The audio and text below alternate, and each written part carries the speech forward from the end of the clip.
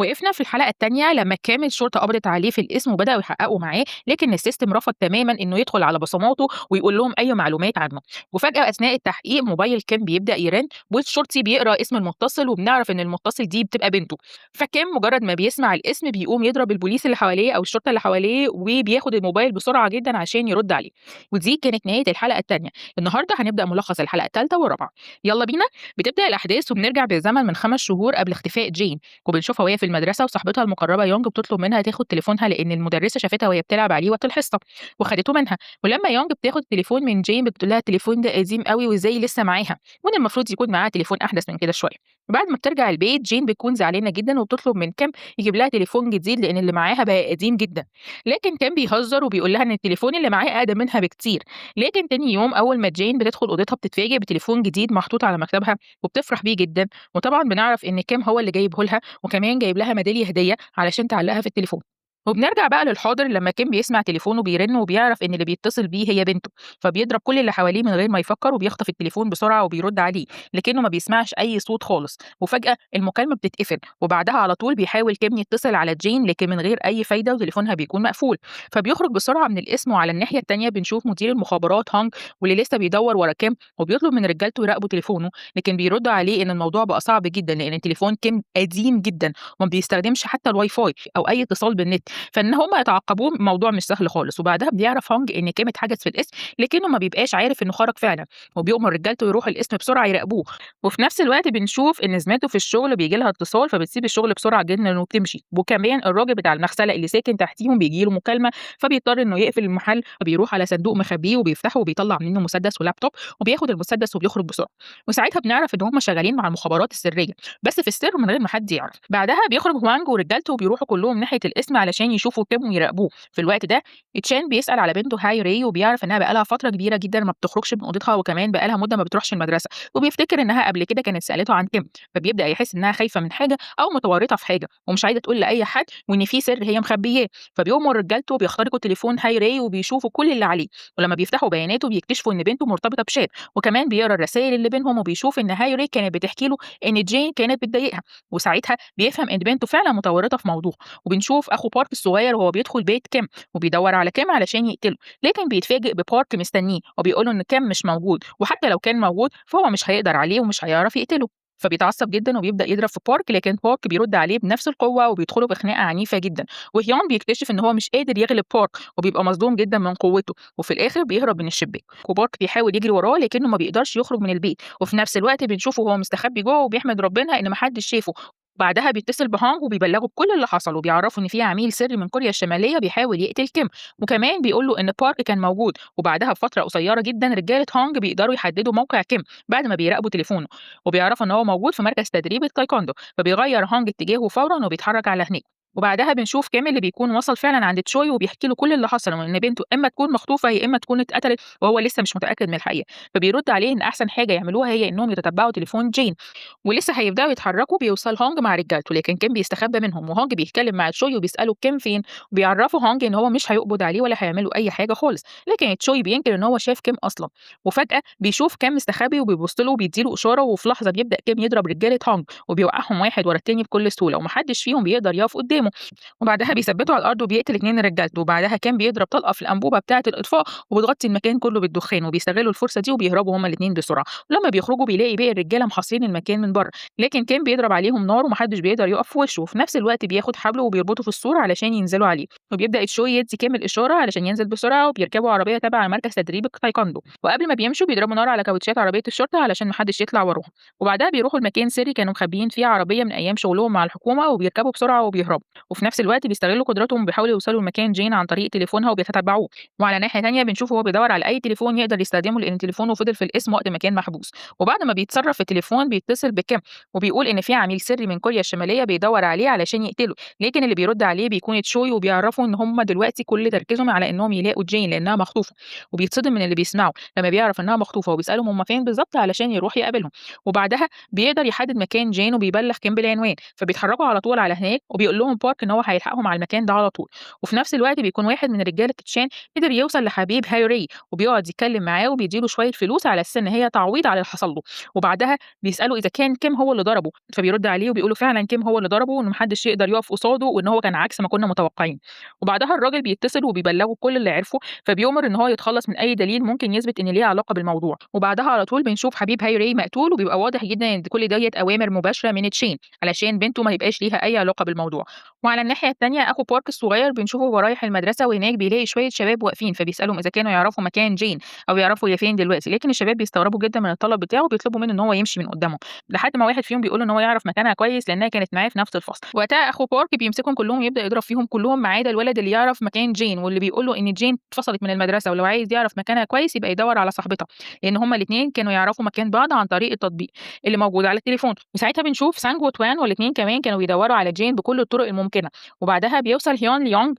وبيمسكها من رقبتها وبيخنقها وبيجبرها إنها تفتح الأبلكيشن اللي على تليفونها علشان يعرف مكان جين. وعلى الناحية التانية بيكون تشان بيتكلم مع واحد من رجالته والراجل بيبلغه إن جين فعلًا اتخطفت وإن كيم بيدوّر عليها في كل مكان لكنه مش لاقيها. وكمان بيقول له إن هُم بيحاولوا يجيبوا أي معلومات عن كيم لكن ما بيعرفوش يوصلوا لأي حاجة خالص لأن السيستم بيرفض يديهم صلاحية الدخول على أي بيانات. وفي نفس الوقت بيوصل كيم وتشوي في المكان اللي جالهم منه موقع تليفون جين. لما بيدخلوا بيلاقوا عدد كبير جدًا من العصابة موجودين، وكان بيمسك واحد منهم وبيعوّره قدام الباقيين علشان يكون عبرة ليهم. وفعلًا كل الموجودين بيتجمدوا من الخوف وما حدش فيهم بيقدر يتحرك. وبعدها كان بيطلب منهم إن هم يقولوا له على مكان الرئيس بتاعهم، لما بيخافوا منه بيعرفوه المكان. وقتها تشوي بيفضل تحت يراقب كل اللي بيحصل، وكان بيطلع لفوق وأفراد العصابة بيفتكروا إن هم يقدروا على تشوي لوحده، لكن تشوي بيفاجئهم وبينزل فيهم ضربه لوحده، بيوقعهم واحد ورا التاني. وكان بيطلع فوق وبيشوف الرئيس بتاعهم فبيؤمر واحد من رجالته يخلص على كام، وبعدها بيخرج بنفسه علشان يقابله ويحاول يوقفه لكن كان بيمسكه وبينزل فيه ضرب. وبعدها بيدخل المكتب اللي الرئيس كان موجود فيه وبيشوف الميدالية اللي كان جايبها هدية لجين موجودة في جيب الراجل ده، فبيتأكد إن له علاقة بيها وإن هو عارف مكانها فين،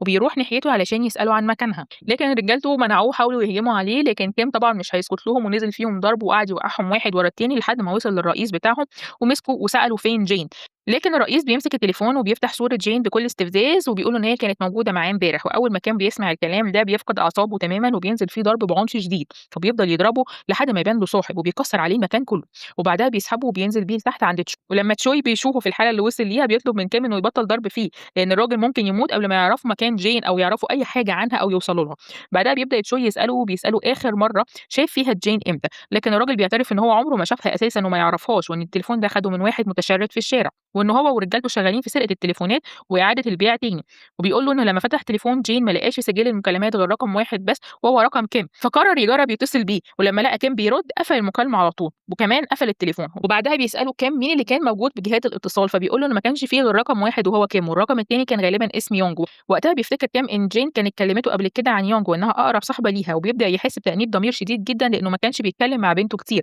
ما كانش يعرف عنها أي حاجة خالص تقريبا. لكن تشوي بيفوقه بسرعة جدا وبيقول له إن أهم حاجة دلوقتي إن هم يلاقوها وبعد كده يبقى يعتذر لها. وفجأة بنشوف سلاح متوجه ناحية ظهر كام، ولما بنشوفه بنكتشف إن اللي ماسكه هو هيان واللي قدر يوصل لمكان بنت كام عن طريق الابلكيشن. وبعدها بنرجع بالزمن لسنة 2016 وبنشوف كام بعد ما اتقبض عليه في كوريا الجنوبية، وهناك بيحققوا معاه وبيسألوه عن اسمه وكل بياناته لكنه بيرفض يرد عن أي سؤال. وبعدها القائد بيعرض عليه يشتغل معاهم كعميل ويتجسس على كوريا لكن كام بيرفض العرض ده تماما. وقتها القائد بيطلب من بارك ييجي واللي كان وقتها عميل سري شغال في كوريا الجنوبية، وبيقول إن قبل ما يقرروا إذا كانوا هيشغلوا كيم أو يقتلوه لازم الأول يختبروا قدراته. وبعدها على طول بنشوف كيم وبارك واقفين قدام بعض بيستعدوا للمواجهة، وبيوضحوا لبارك إنه لو عايز يفضل عايش لازم يقاتل بجد، لكن كيم بيرد عليهم إنه أصلا مش فارق معاه يعيش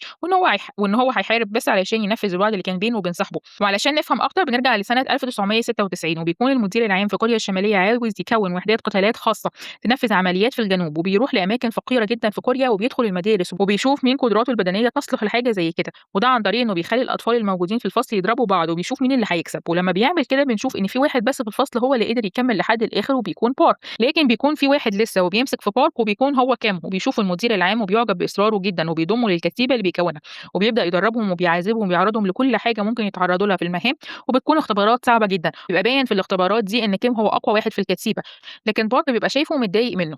وبارك بيبقى قاعد لوحده بيجي كيم علشان يجيب له أكل بس بيرفض وبيرمي الأكل على الأرض وبيمسكوا في بعض وبيتخانقوا. بس بيجي زميلهم ويبعدهم عن بعض وبيخليهم يوقفوا خناق وبيدخلوا يناموا بعدها، وبنشوف إن بارك وهو نايم واحد جايب سلاح ناحية راسه علشان يقتله، لكن بيحس بيه بسرعة وبيمسك السلاح وبيضرب اللي كان ماسكه. لما بيخرج بيشوف إن في ناس كتيرة جدا مقتولة من اللي كانوا معاهم في الفريق، وجثث أصحابه كلها موجودة في كل مكان، وبيعدي الوقت وبيكبروا لحد ما بيبقوا جاهزين ينفذوا أول مهمة ليهم وبيتسللوا للجنوب، وبتبقى مهمتهم هي اغتيال سياسي مهم في الجنوب، وبيروحوا لحد الأوضة بتاعته وبيضربوا عليه نار، ولما بيقربوا منه بيكتشفوا إن اللي على الكرسي دوّة أساسًا مش بني آدم حقيقي، وبيكون اللي على كرسي متفجرات وبتفجرهم كلهم، بس بيبقى كيم هو اللي عايش بس واتصاب، لكن زمايله بيكونوا ماتوا، ومن هنا بيكون المدير العام في الشمال مقتنع إن كيم هو اللي غدر بصحابه وقتلهم وتعاون مع الجنوب، وبنرجع بقى للحاضر لما بيكون كيم متثبت بالسلاح عن طريق هيان وبيضرب نار بس بيتحرك بسرعة. هو وتشوي بيبقوا رايحين يكمّلوا عليه ضرب، بس بيلاقوه وقع والسلاح جنبه، فبيستخبوا بسرعة وبياخد هيون سلاحه وبيبقى هيضربهم، بس بيكون كام وتشوي مستعدين إن هم يقاوموا، بس بنشوف سانج وتوان بيتدخلوا في القتال وبيضربوا نار على هيون وبيطلبوا منه يرمي سلاحه،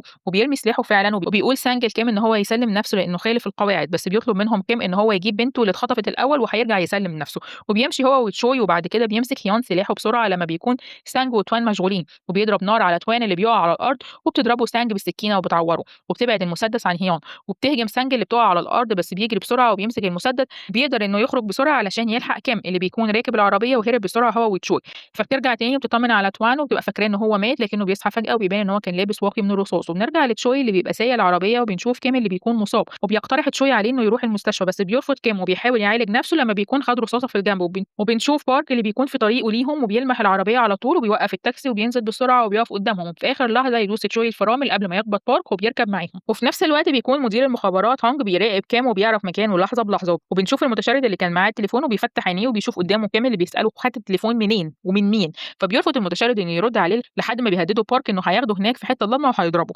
فبيخاف المتشرد وبيقول إن في حد رمى التليفون وهو اللي خده، فبيسأله كام لو بيفتكر شكل اللي رماه، وبيبدأ يوصف لهم شكله وبيكون راجل ضخم رابط شعره بتوكة وبيكون راكب عربية بيضا، بس مش فاكر نمرة العربية كويس، بنشوف العربية البيضا دي اللي بينزل منها الراجل الضخم وسوكا، وبنعرف إن دي عربية سوكا زعيم العصابة، وبنرجع لكام وبارك وتشوي بيقدر إنه يهكر الكاميرات اللي في المكان اللي كان فيه المتشرد، بيراجعوها وبيدوروا على العربية البيضا وبيشوفوا العربية والراجل الضخم اللي بينزل منها، وبيحاولوا يتعرفوا عليه وبيعرفوا إن اسمه مان وعنده سوابق قبل كده كتير، وبيكملوا بحث عن مكان العربية وبنرجع لسوكا اللي بيبقى قاعد مع رجالته بعد ما يكونوا جهزوا المكان اللي هيرموا فيه الجثة وهُم قاعدين بياكلوا ومش هاممهم أي حاجة وفرحانين، ولكن فجأة بيفتكر سوكا حاجة مهمة جدًا، وبنرجع للماضي لمّا بيكون سوكا بيضرب سكان منطقة سكنية وبيخرّج كل اللي موجودين فيها بحجة إن هُم هيرمموا المكان، لإن لو اترمم هياخدوا فلوس كتيرة جدًا، بس بتبقى الحكومة رافضة وبيكون شغال تحت إيده من المقاولين اللي بيكونوا شغالين تبع تشان، بيبقوا واقفين على السطح لكن فجأة المقاول ده بيزق سوكا من على السطح وبيقع على العربية في الشارع وبينقله للمستشفى، بنشوف تشان بيستغل سوكا وبيقول إن لازم المكان يترمم لإن كده بقى في خطر على السكان،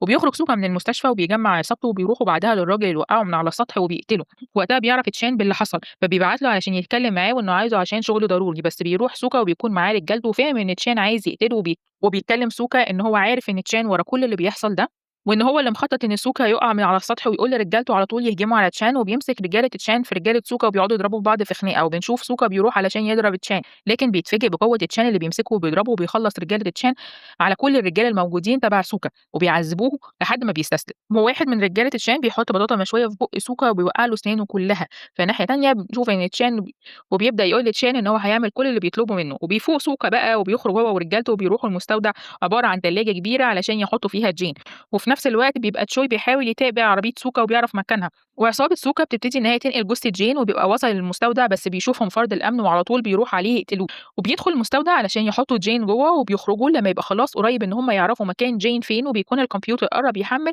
بنشوف هونج واللي واقف مستنيهم على الكوبري ومركب قنابل، وأول ما بيبعد بيفجر القنبلة وبيقلب عربيتهم وبيبقى كام عينه على الكمبيوتر اللي بيحمل فعلًا وبيعرف العنوان بتاع العربية، وبنشوف جين اللي بتتحرك من الكيس وبتفتحه وبنعرف إن هي فعلًا عايشة، وبنرجع لهونج اللي بيقف قدام العربية وبيطلب من كيم يخرج يسلم نفسه، فبيخرج تشوي وبيقول لهونج إن أنت عايز كيم بس ومش عايزنا إحنا، بس تشوي بيعرفه إن لازم يعدي منه الأول قبل ما يقابل كيم، وبيبدأ يتريق على هونج وبيستفزه وبيحاول يضربه، وفي نفس الوقت بيكون خرج كيم من العربية وبيركب عربية هونج وبيهرب بيها بسرعة للمكان اللي فيه جين، بيكمل هونج وتشوي وبيضربوا في بعض وبيحدف هونج من على الكوبري، ولما بيشوف تشوي إن رجالة هونج وصلوا بينط هو كمان في المَيّة وبيكون بارك قاعد في العربية لسه بيتفرج على اللي بيحصل، وبيخرج من العربية وبيشوف قدامه سانج وتوان وباقي رجالة هونج، وبيبقى عايز يتخانق معاهم لكنه بيقرر يستسلم، وعلى الناحية التانية بتكون جين صحيت وبنشوف جنبها جثث مرمية على الأرض وبتتخض وبتبقى عايزة تخرج من المكان وتهرب، وبيبقى سوكا ورجالته قاعدين جنب المستودع، وبيطلع سوكا وبيتصل على مساعد تشان بس مش بيرد عليه، وبعدها بنشوف نمل اللي بيفتح تليفونه وبعدها بيتصل على سوكا وبيرد عليه وبيعرف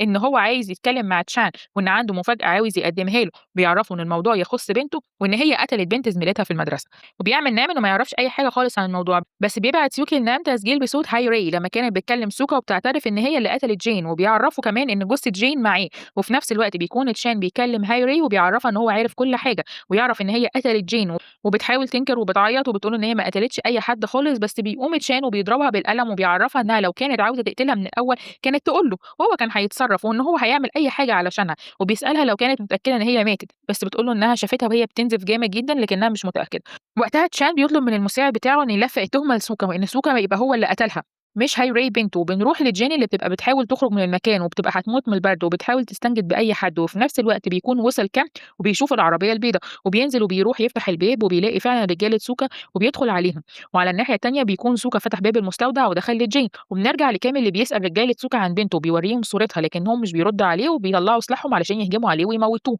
وبيكون سوكا بيدوّر على جثة جين وبتبقى مستخبية منه وبيبقى خلاص هيشوفها لكن بيرن تليفونه وبيلاقي تشان بيكلمه وبيطلب منه إن هو يشوفه ويتكلم معاه، وبعد كده تشان بيخرج هو ونام ومعاه رجالته علشان يوصلوا له، وبيسمع سوكا صوت من المستودع وبيلف وبيشوف جين وهي واقفة مش ميتة، وعلى الناحية التانية بيكون كيم خلّص على رجالة سوكا. هنا بقى بنكون خلّصنا ملخص الحلقة التالتة والرابعة من مسلسل العميل كام. لو المسلسل عجبكم قولوا لنا رأيكم في الكومنتس إيه واستنونا في ملخص جديد سواء فيلم أو مسلسل ونشوفكم على خير. باي.